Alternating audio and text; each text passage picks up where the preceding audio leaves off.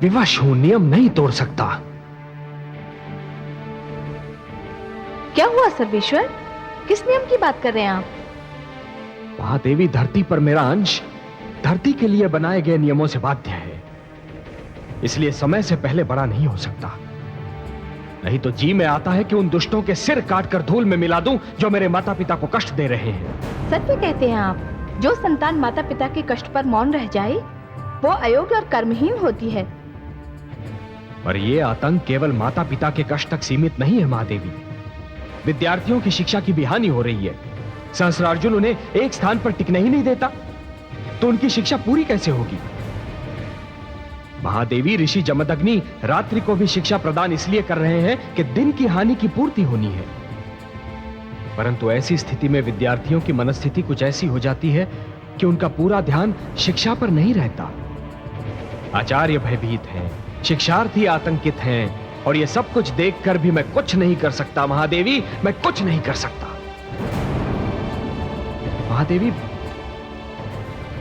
महादेवी, मेरी स्थिति उस ज्वालामुखी जैसी है जिसका लावा भीतर ही भीतर उबल रहा है, परंतु पर्वत का मुख बंद होने के कारण वो फटकर बाहर नहीं आ सकता। धैर्य रखिए कमल नयन, हम सभी ब्रह्मा के बनाए नियमों से बाध्य हैं। बाध्य हैं।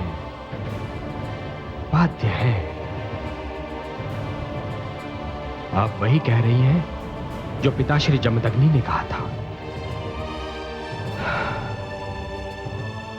मेरे समक्ष और उपाय ही क्या है महादेवी?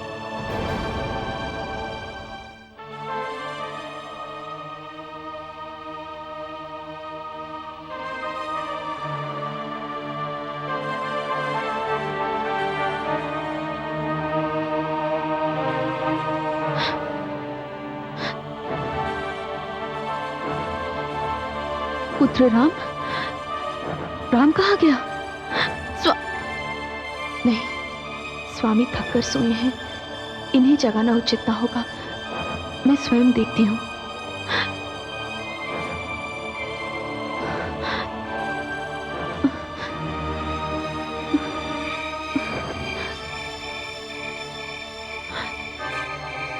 राम कहाँ गया होगा?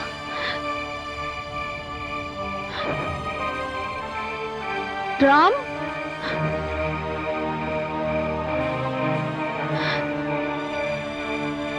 राम,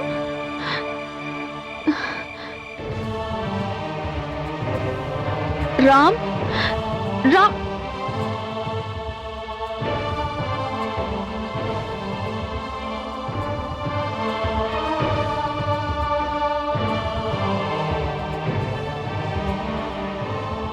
राम, ये तुम क्या कर रहे हो? सस्ता बना रहा हूँ मैं। किसके लिए? राजा को मारने के लिए।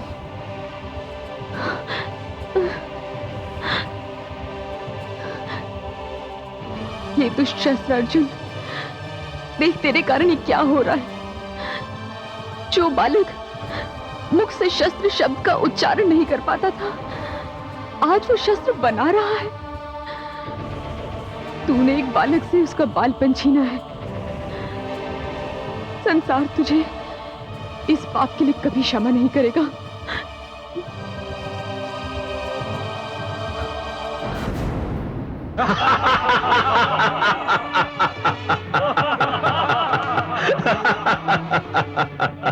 महाराज, आपके अभियान के कारण अब हमारी स्वच्छंदता पर अंकुश धरने वाला कोई नहीं। महाराज, मुझे तो लगता है कि समस्त धर्म संसद का साहस शिथिल हो चुका है। ऋषियों को पता चल चुका है कि वो हमारी शक्ति के समक्ष ठहर नहीं सकते। माहिष्मति नरेश की जय हो। कहिए सेनापति जी, कितने आश्रमों को अग्नि की भेंट चढ़ाकर आ रहे हैं आप? माहिष्मति नरेश के तेज में वृद्धि हो। माहिष्मति क्षेत्र के सभी आश्रमों को जला दिया गया, किंतु क्या? आश्चर्य की बात है महाराज कि एक दिन में हम लोग जितने आश्रम जलाते हैं, दूसरे दिन उससे कहीं अधिक आश्रम धरती पर उभर आते हैं। और ये सब देखकर हमारे सैनिकों का साहस शिथिल पड़ता जा रहा है। महाराज, क्या यह उचित नहीं होगा कि इस अन्याय और सहन शक्ति के खेल को अब बंद कर दिया जाए? सेनापति, यदि तुम हमारे पिताश्री के समय से हमारे सेवक न रहे होते तो हम तुम्हारे इस दुस्साहस का उत्तर अपनी खड़क से देते। क्या तुम्हारे हृदय में इन दुष्ट ऋषियों के प्रति सहानुभूति उत्पन्न हो रही है? मुझ में इतना साहस नहीं है महाराज। तो फिर तुमने ऐसी बात क्यों की? इसका एक और कारण है महाराज। क्या कारण है? इसका कारण यह है महाराज कि मैं कुछ समय से देख रहा हूं कि ऋषि अपना आश्रम केवल इसलिए इतना शीघ्र बना लेते हैं क्योंकि प्रजा उनका साथ दे रही है। प्रजा में से कुछ श्रेष्ठ नागरिक आश्रमों को अपना संरक्षण दे रहे हैं। सत्य तो यह है महाराज कि वो उन्हें प्रोत्साहन दे रहे हैं। तो उन्हें भी दंड दिया जाएगा। यह तो और भी अनुचित होगा महाराज। इससे तो प्रजा का यह रोष विद्रोह का रूप ले सकता है। यह सोचना तुम्हारा काम नहीं। हम प्रजा और उसके विद्रोह से निपटना भली भांति जानते हैं सेनापति। तुम अपना कार्य करते रहो। हमारे क्षेत्र में एक भी आश्रम नहीं पनपना चाहिए। जाओ। जो आज्ञा महाराज।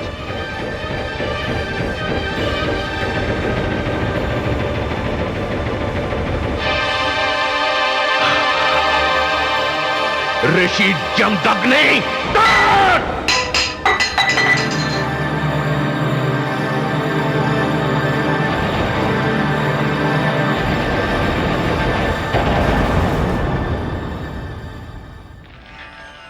ओम भूर्भुवः स्वः तत्सवितुर्वरेण्यं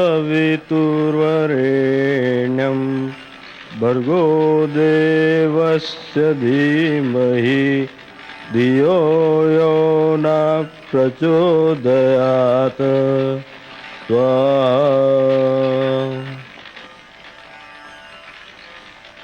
राम, देवी राम कहाँ है? उसे बुलाइए।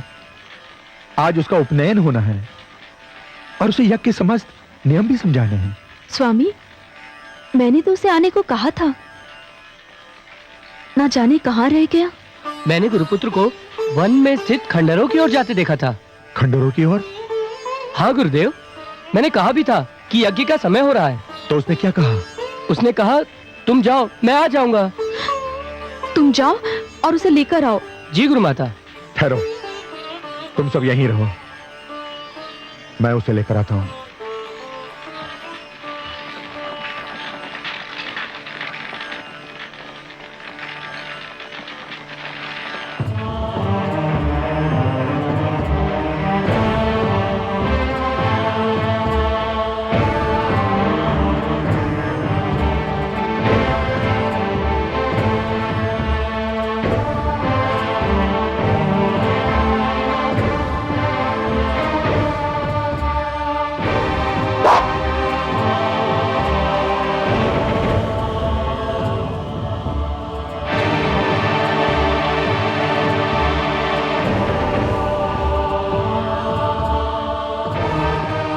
तुम्हारा लक्ष्य बदल गया है पुत्र?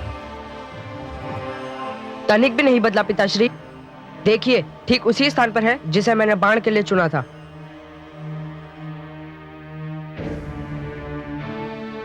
मैं इस लक्ष्य की बात नहीं कर रहा हूं पुत्र, मैं इस लक्ष्य की बात नहीं कर रहा हूं। जो तुम कर रहे हो ना पुत्र, वो हमारे जीवन का लक्ष्य नहीं है। क्यों पिताश्री? इसलिए कि हमारे जीवन का लक्ष्य कुछ और है पुत्र। हम ब्राह्मण हैं, हमारा कर्म ज्ञान देना है, शास्त्रों का प्रचार करना है, अधिक से अधिक शिक्षा ग्रहण करना है और समाज को अधिक से अधिक शिक्षित करना है। क्या हमारा लक्ष्य चुपचाप अत्याचार सहते रहना है? क्या हमारा लक्ष्य ये भी है कि नित दिन हमारे घर और आश्रम फूके जाते रहे और हम पशुओं की भांति एक स्थान से दूसरे स्थान पर हाके जाते रहे? ये हमारी नियति है पुत्र, हमारा भाग्य है। क्षमा करें पिताश्री, कभी कभी हम सब नियति और भाग्य जैसे शब्दों का प्रयोग वहां भी कर बैठते हैं जहां कायरता का शब्द अधिक शोभा देता है। नहीं पुत्र, सहनशीलता कायरता नहीं होती पुत्र। हम जिसे सहनशीलता कह रहे हैं, समय और इतिहास उसे पलायनवाद का नाम देगा, सत्य से भागने की चेष्टा कहकर पुकारेगा। हाँ पिताश्री, यदि अत्याचार का हाथ ना रोका गया, दमन की कलाई ना मरोड़ी गई, तो एक एक करके हमारे सारे आचार्य भी अपने अपने आश्रमों की भांति अग्नि की भेंट चढ़ जाएंगे। जब ज्ञान के भंडारी लूट जाएंगे, उसके भंडारी ही समाप्त हो जाएंगे, तो कहाँ करेंगे हम ज्ञानदान, कहाँ करेंगे शास्त्रों का प्रचार, कौन बचेगा ये सब विचार करने के लिए भी। उस समय पिताश्री किसी को हमारी सहनशीलता का ध्यान नहीं आएगा। इतिहास हम पर कायरता और दुर्बलता के आरोप लगाएगा। क्षमा करें पिताश्री, अभी मुझे शस्त्र सीखने दीजिए। शास्त्र पढ़ने के लिए और बहुत समय शेष है।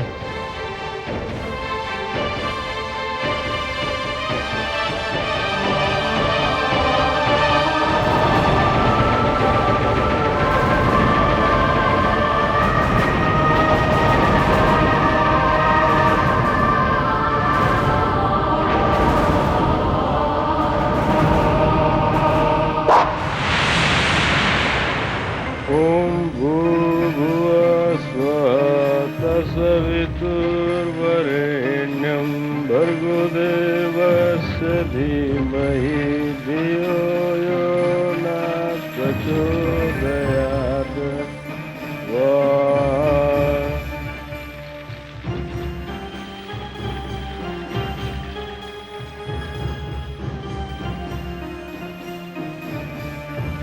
राम, ये फल फूल, ये रक्षाबंधन, ये सब लेकर मेरे पास क्यों आए?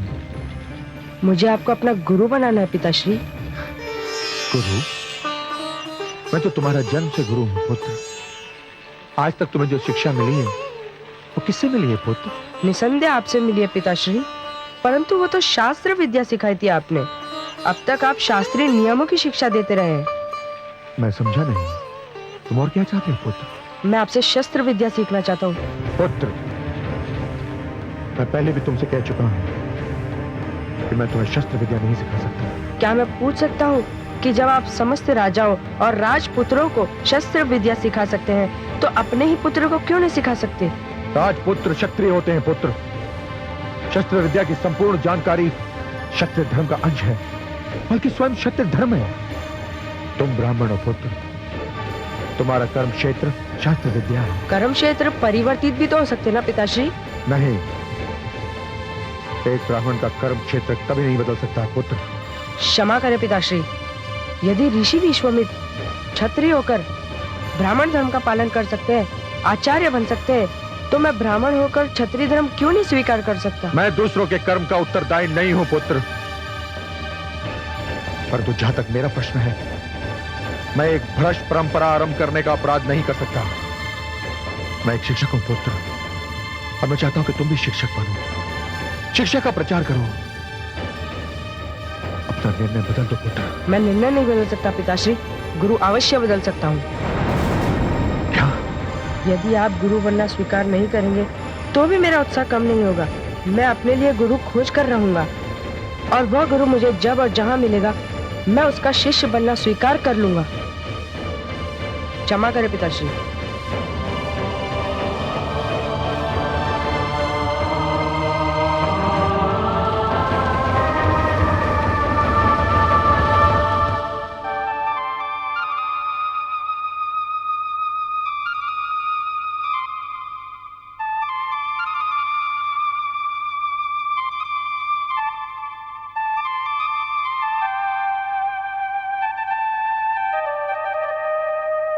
माताश्री, माते, मुझे बुलाया आपने माते?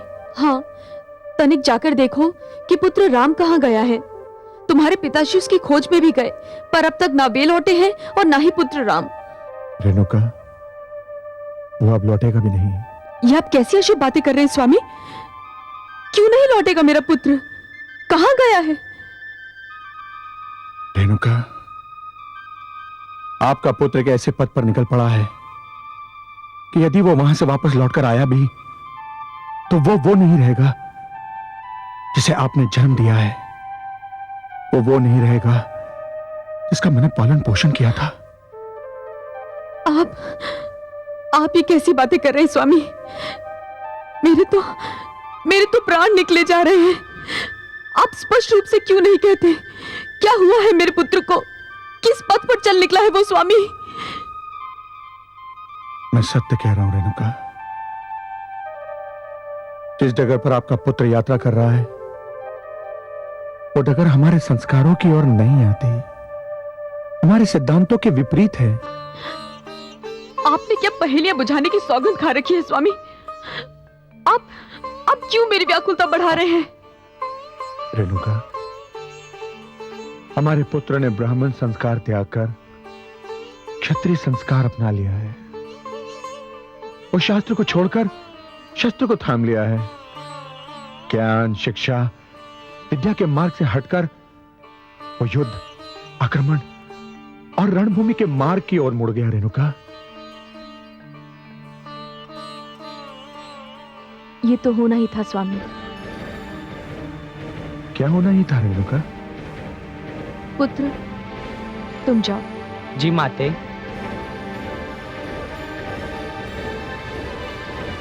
मैं तो जानती थी स्वामी कि ऐसा होने वाला है, और संभवतः ऐसा ही होगा। अब आप पहेलियां बुझा रही रेणुका? नहीं स्वामी, मैं कोई पहेली नहीं बुझा रही। यदि हमारे पुत्र ने ब्राह्मण कर्म त्याग कर क्षत्रिय कर्म अपनाने का निर्णय किया है, तो इसके साथ एक पुरानी घटना जुड़ी हुई है। घटना? कैसी घटना?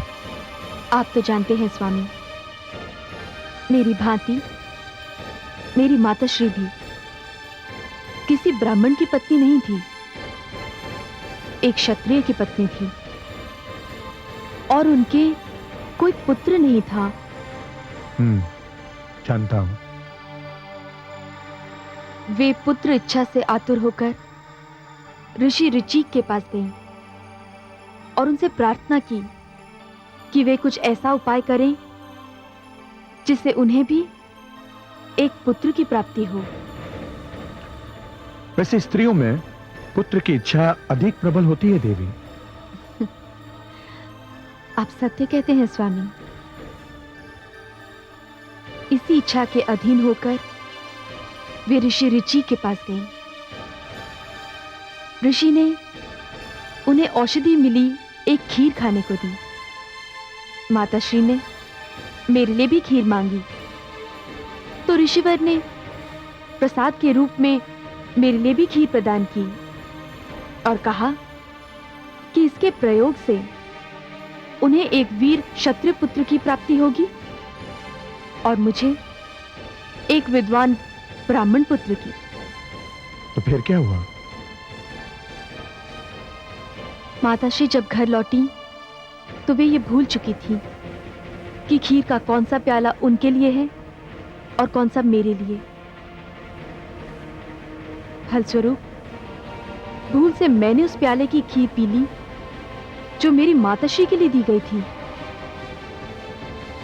तो इससे क्या अंतर पड़ा? उस समय तो अंतर नहीं पड़ा, पर अब पड़ रहा है। मैं कुछ समझा नहीं रेणुका। ऋषि ऋचि के वरदान से जिस क्षत्रिय पुत्र का जन्म मेरी माताश्री की कोख से होना था, उसका जन्म मेरी कोख से हुआ। पुत्र राम के क्षत्रिय संस्कार उसी घटना की देन है स्वामी। वहां क्षत्रिय वंश में विश्वामित्र ने जन्म लिया, जो कर्म से ब्राह्मण हुए, और हमारा राम कर्म से क्षत्रिय सिद्ध हो रहा है स्वामी।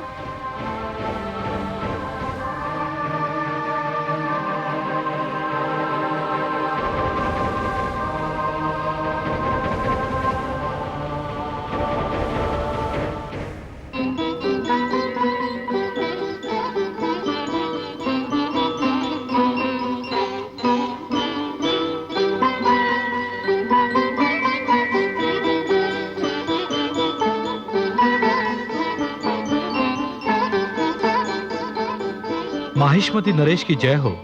प्रणाम महारानी। सेवक आपके आदेशानुसार अपना अभियान संपन्न करके सफल लौट आया है। सेनापति कितने राज्यों को हमारे अधीन बनाकर लौटे हो?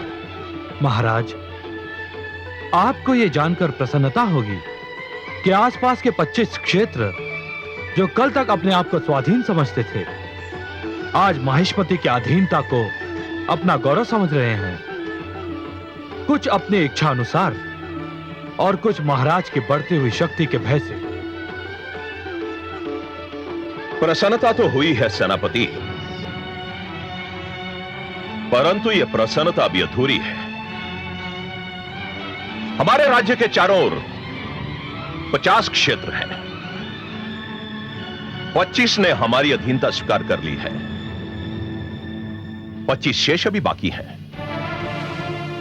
तो प्रसन्नता भी तो 50% होगी ना, पूरी कैसे हो सकती है? किंतु स्वामी, शेष 25 राज्य तो हमारे मित्र राज्य हैं।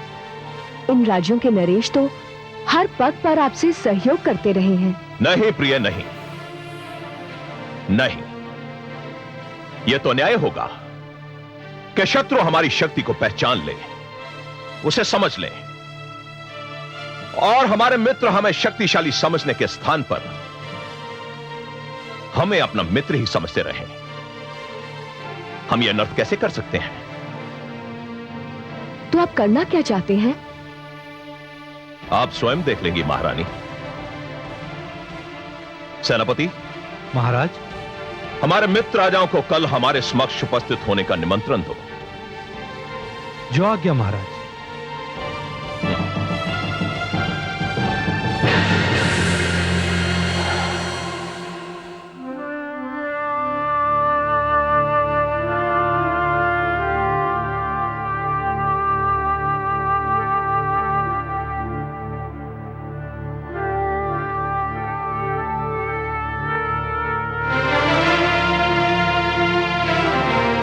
कमल नयन, हे पद्मनाभ, वो मुख जिसका ध्यान आते ही मन में आस का उजाला फैल जाता है, जिसका नाम लेते ही नेत्रों में आशा दीप जगमगा उठते हैं, उसी मुख पे आज चिंता की छाया देखकर मैं अत्यंत चिंतित हो रही हूँ। किस चिंता ने आपको घेर रखा है? चिंता तो नहीं महादेवी, परंतु हाँ, एक विडंबना ने मेरे विचार को घेर लिया है। तनिक मैं भी तो सुनो, वो कौन सी विडंबना है? महादेवी, मैं मानव जीवन की उस विडंबना के विषय में विचार कर रहा था कि मानव कभी कभी बनना कुछ चाहता है और परिस्थितियां उसे कुछ और ही बना देती हैं। क्या आपका संकेत रेणुका पुत्र राम की ओर है?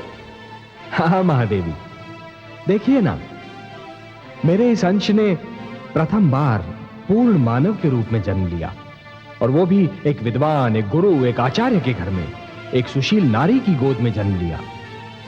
उसके रूप में मानव समाज को एक विद्वान, एक गुरु और एक आचार्य भी मिल सकता था, परंतु परिस्थितियां उसे योद्धा बनने पर विवश कर रही हैं महादेवी। उसके हाथ से पुस्तक छीनकर उसमें शस्त्र थमा रही हैं। जो दोनों हाथों से ज्ञान लुटा सकता था महादेवी, उसके दोनों हाथों में धनुष और बाण पकड़ा दिए परिस्थितियों ने। हाँ कमल नयन, जो शांति का संदेश दे सकता था वो युद्ध का उपदेश दे रहा है। जिसे उस मार्ग पे जाना था जहाँ विद्या, ज्ञान और शांति है, वो उस मार्ग पर निकल पड़ा है जहाँ युद्ध, आग और रक्त है। किंतु इसमें उसका तो कोई दोष नहीं। कमल नयन, आपने सर्वथा उचित शब्द का प्रयोग किया है। परिस्थितियों ने उसे विवश किया है। वो इस मार्ग पर अपनी इच्छा से नहीं आया, उसे इस मार्ग पर ढकेल दिया गया है, और इसका कारण है सहस्त्रार्जुन। क्यों कर रहा है वो ये दुष्कर्म? महादेवी, मानव का जीवन शांत और सुखी बनाने के लिए ईश्वर ने उसके मार्ग में सहस्रों दीप जलाए हैं। उसके पास वेद, शास्त्र और अनेक अनेक धर्म ग्रंथ भेजे हैं, जिनमें जीवन के सिद्धांतों का वर्णन किया है, जीवन की सीमाओं की परिभाषा लिखी हुई है।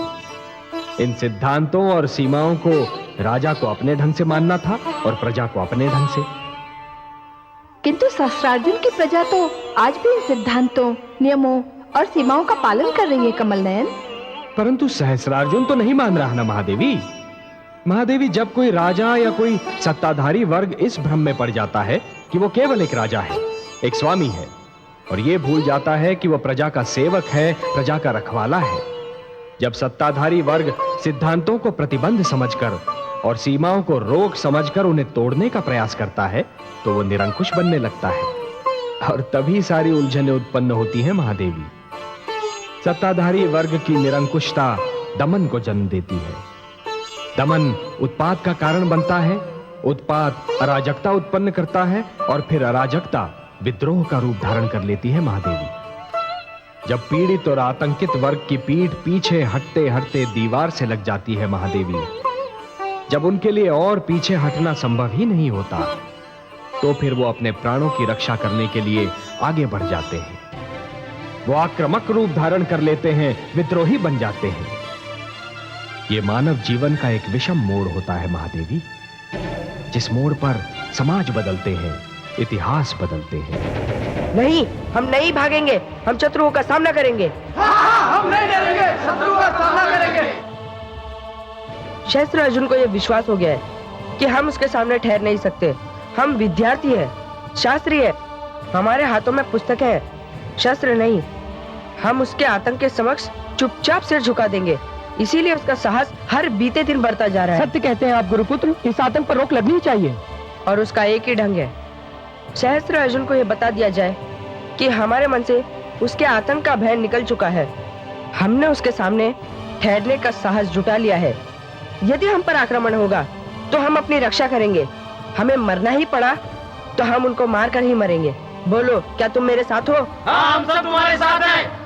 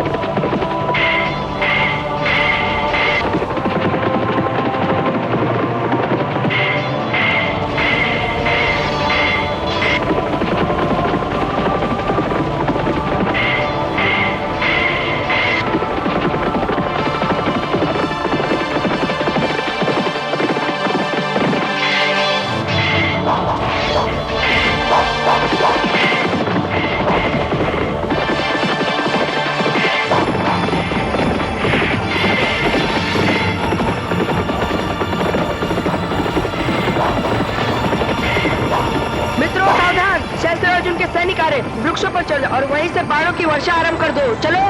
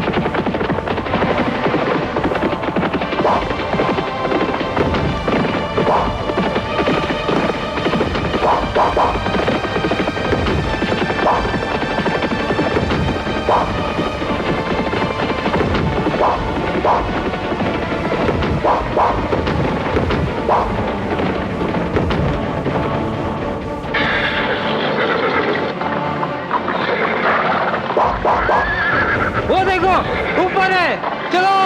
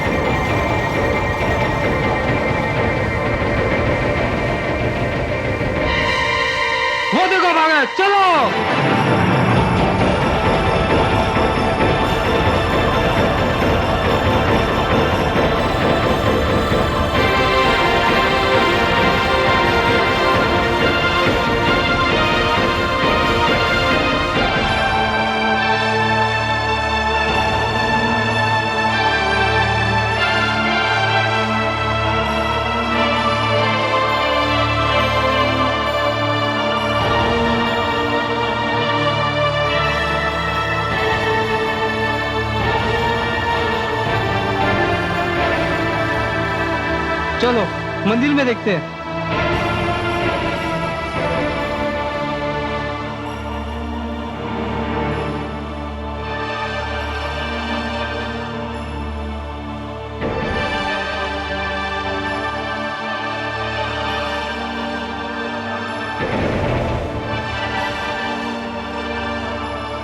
कहाँ छुप गया?